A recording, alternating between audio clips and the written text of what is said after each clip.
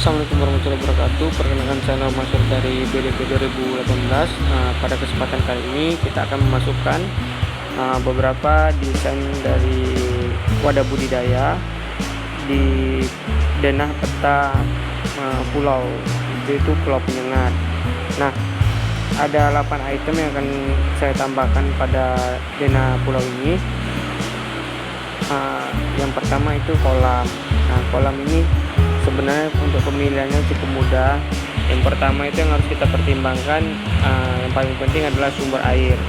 Jadi karena kita budidaya air tawar, jadi sumber mata airnya itu yang harus diperhatikan, dan juga harus dijauhkan dari keramaian untuk mencegah efek sampingnya seperti bau limbah ataupun gangguan dari aktivitas masyarakat setempat. Nah, untuk yang berikutnya saya akan membahas tentang tambak. Yang harus diperhatikan yaitu elevasi, merupakan ketinggian tempat lokasi tambak terhadap permukaan laut. Hal ini dapat diketahui dengan memantau gerakan air pasang dan air surut. Nah, yang berikutnya itu ada jenis tanah. Jenis tanah pada tambak umumnya dibuat secara alami, artinya tidak dilapisi dengan tembok, sehingga jenis tanah sangat menentukan dan melihat lokasi tambak yang baik.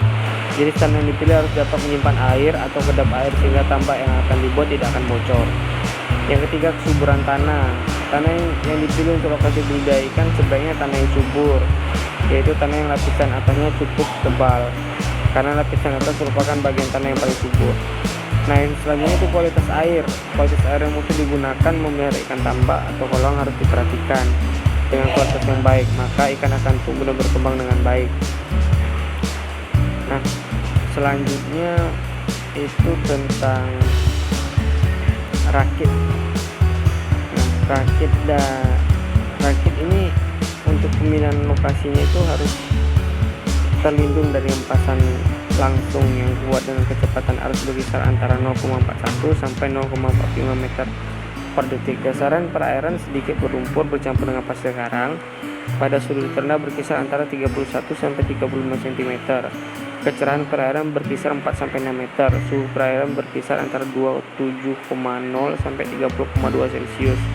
Salinitas berkisar antara 31 sampai 35,8 promil.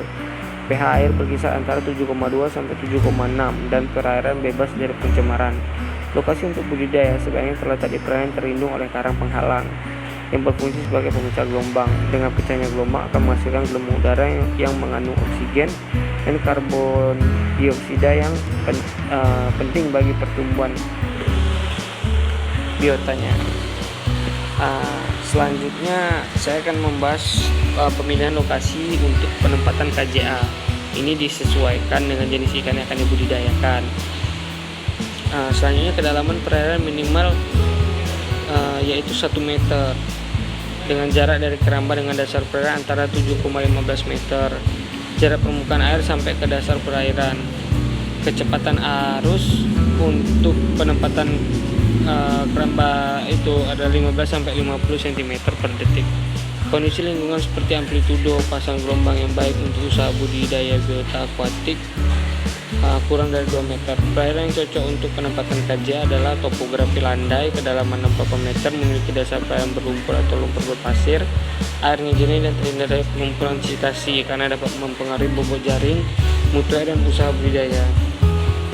Nah, untuk pemilihan lokasinya itu sebaiknya pada teluk di antara pulau-pulau yang berdekatan atau perairan terbuka dengan terumbu karang penghalang yang cukup panjang. Perairan memenuhi kualitas untuk budidaya ikan. Lokasi mudah dijangkau untuk memudahkan pengangkutan bahan alat benih, pakan, hasil panen dan kebutuhan lain.